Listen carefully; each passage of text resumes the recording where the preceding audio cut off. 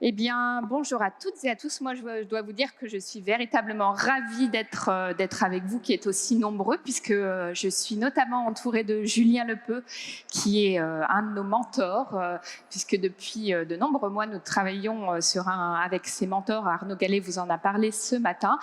Et pour commencer donc cette thématique et ce mentoring, Julien, on va parler justement de la fraude de la C'est ça. DSP2. Euh, pour commencer, est-ce que tu peux vous en dire un peu plus sur le périmètre de tes missions? Oui, alors, donc moi je suis responsable paiement, fraude et sécurité donc pour Monoprix Online.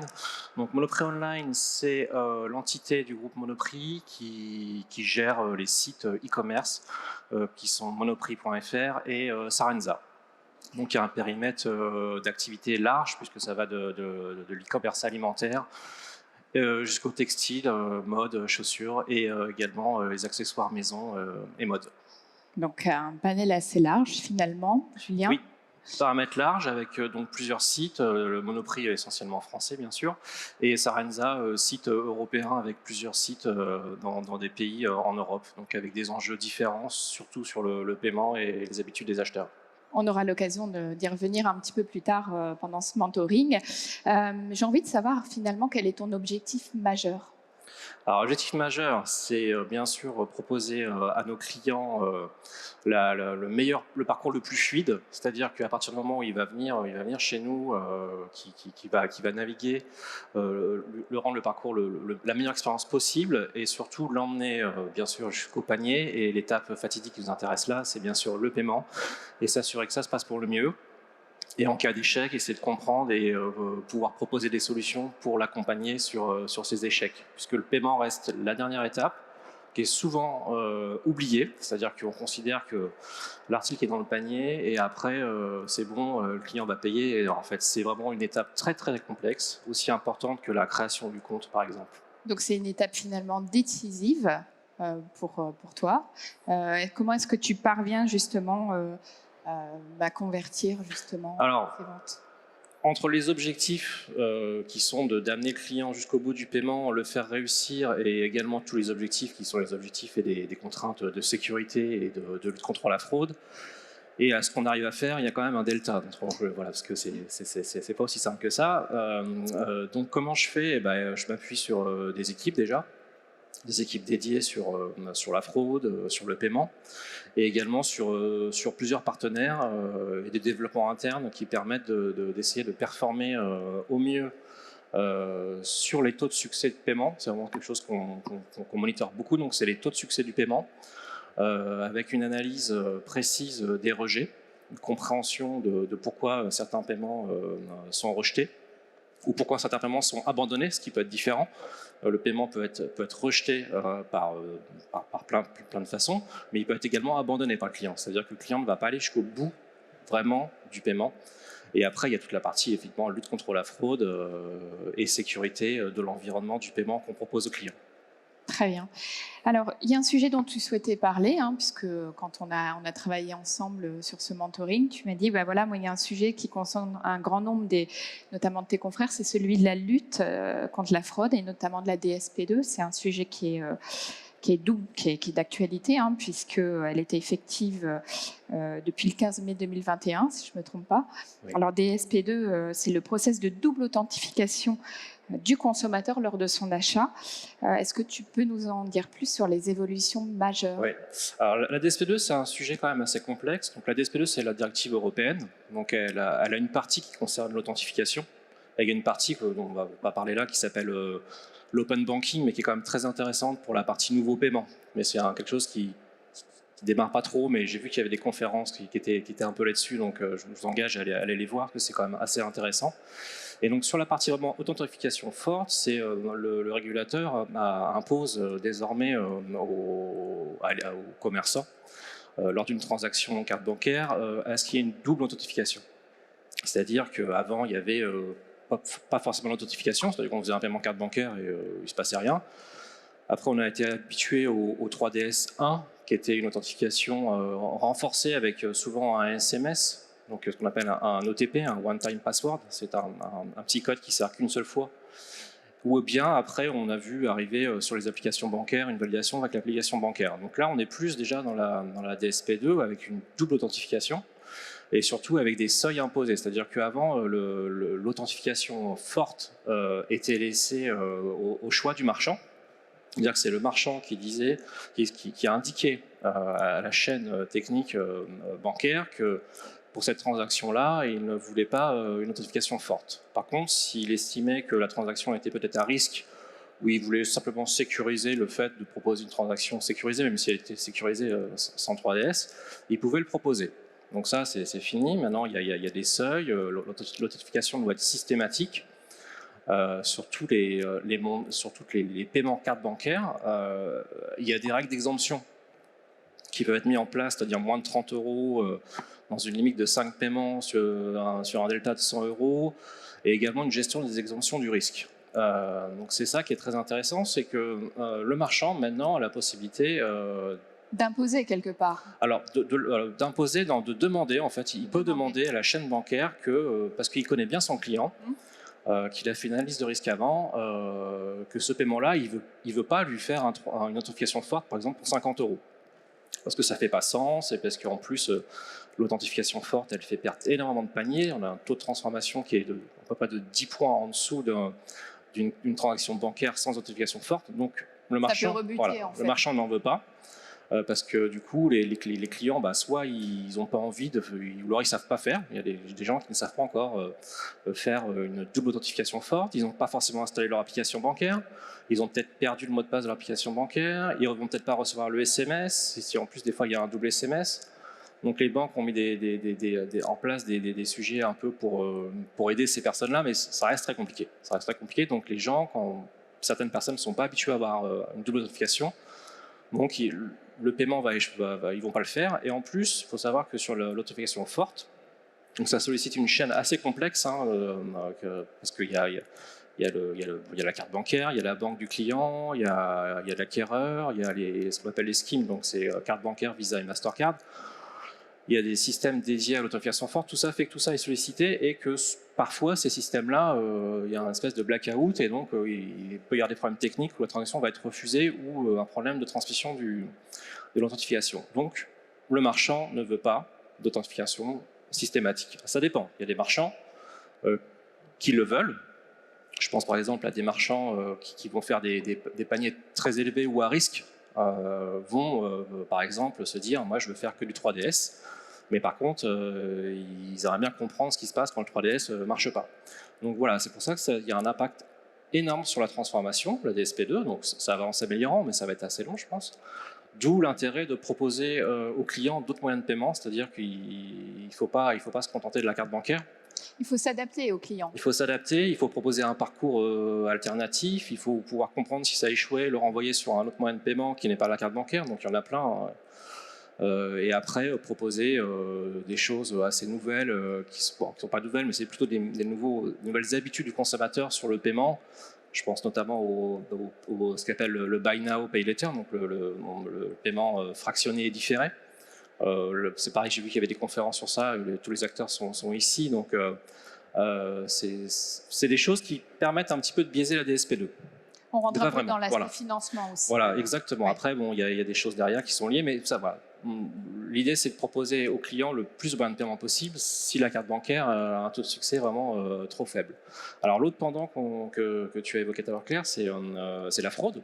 Donc, parce que cette DSP2, cette authentification forte, elle a été voulue par le régulateur pour faire baisser les taux de fraude en e-commerce, qui malgré tout, je pense, était assez bien maîtrisé, mais il y en avait forcément, la fraude zéro, ça n'existe pas. Donc, les fraudeurs sont retrouvés un peu coincés. Donc, c'est vrai que les marchands le constatent. Moi, je le constate. La fraude à la carte bancaire pure, elle a extrêmement diminué parce que c'est plus compliqué. Même les fraudeurs arrivent quand même à frauder le 3DS. Il ne faut pas croire que c'est infraudable. Parce qu'il y en a quand même, mais c'est plus compliqué. Donc, l'enjeu pour un fraudeur, s'il sait qu'il va réussir à détourner une authentification forte, il va le faire sur un panier très élevé et pas sur une paire de chaussures chez Sarenza à 100 euros. L'investissement et le retour n'est pas bien pour lui.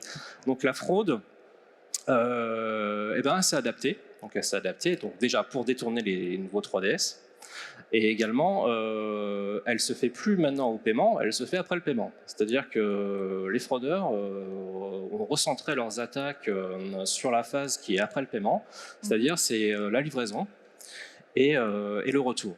Donc tous les marchands ont vu augmenter leur taux de fraude à la livraison et au retour suite à ça. Parce que le fraudeur, il prend un moyen de paiement qui est le sien, qu'il a détourné mais qui est valable.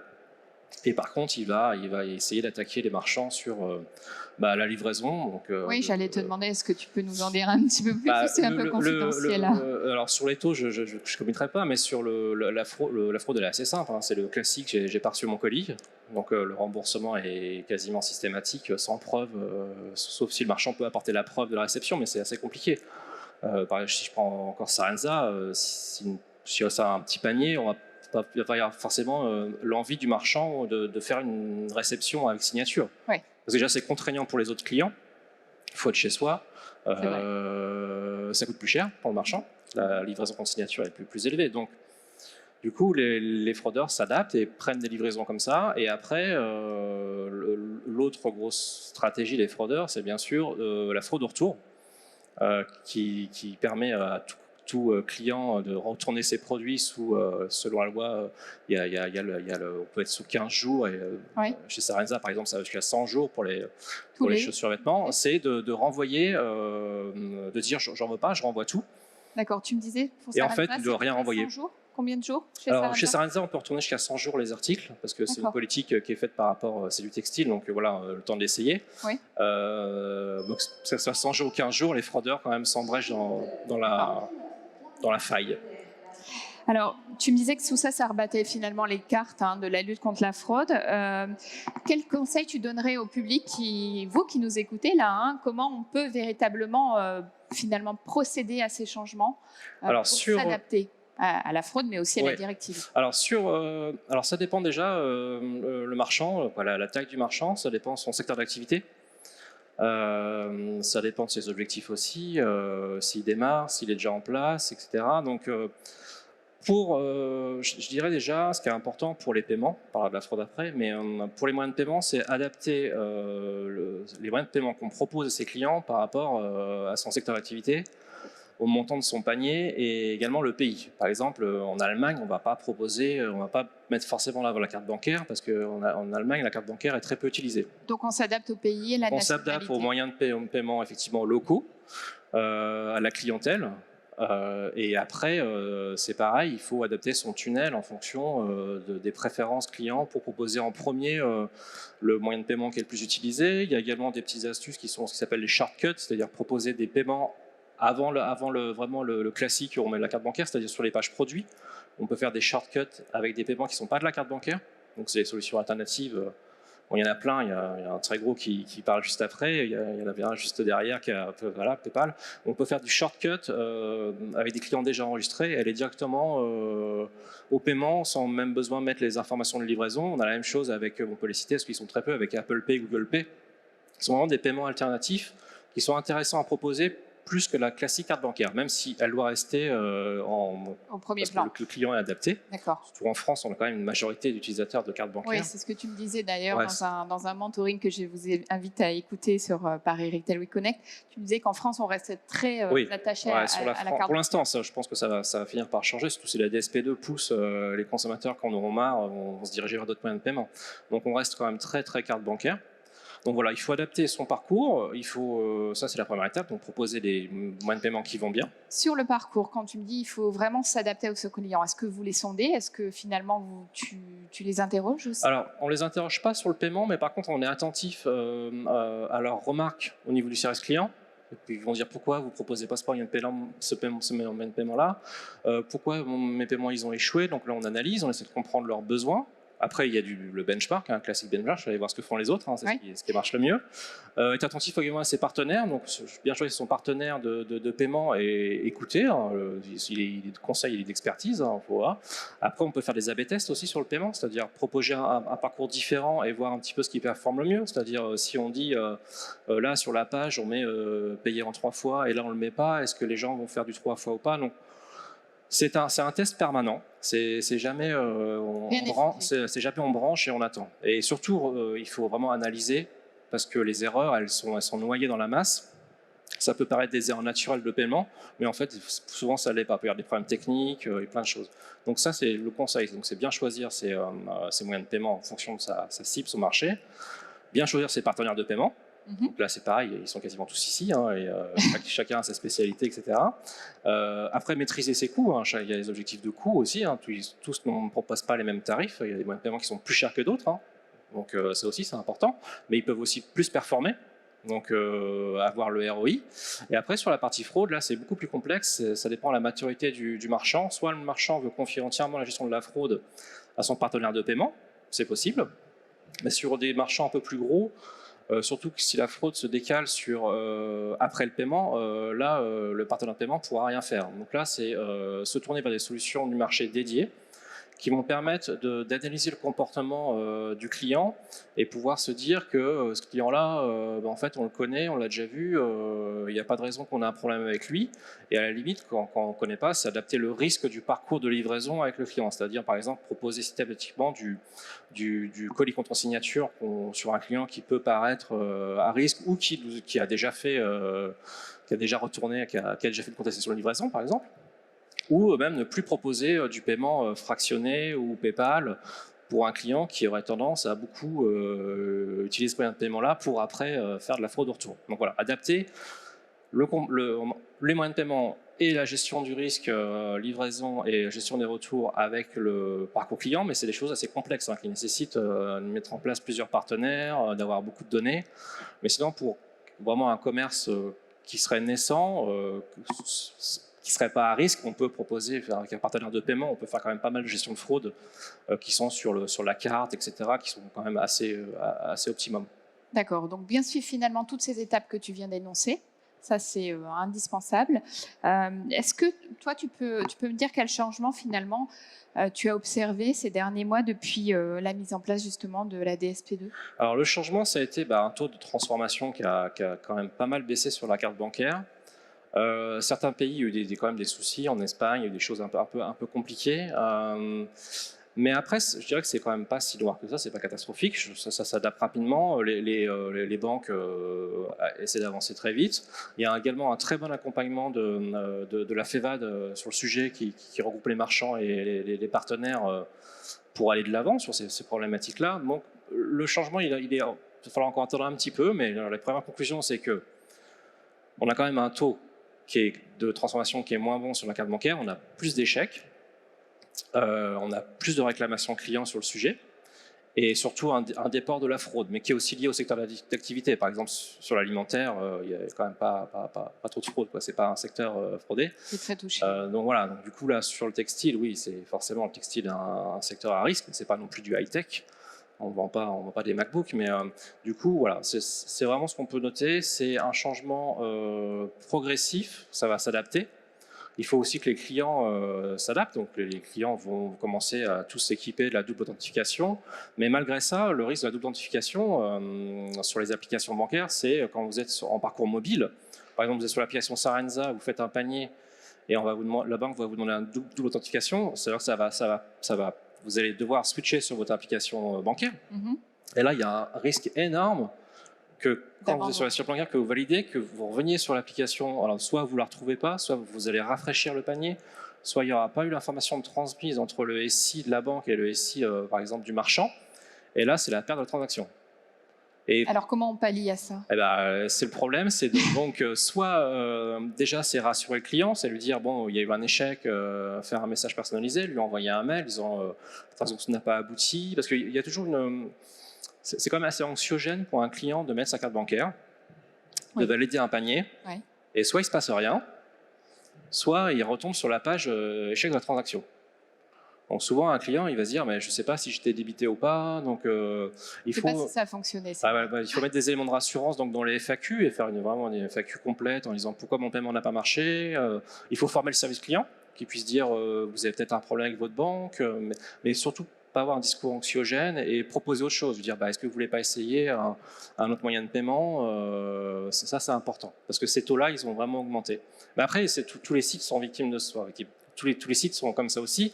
Donc je pense que les clients, au fur et à mesure, vont comprendre, mais ça permet de ne pas performer. C'est-à-dire sur peut-être un achat qui serait peut-être impulsif ou coup de cœur, la personne va peut-être se dire bon bah tant pis, c'est pas passé, comme ça j'ai fait des économies. Donc c'est un peu embêtant quoi. D'accord, Julien. Merci. J'ai une dernière question finalement à te poser.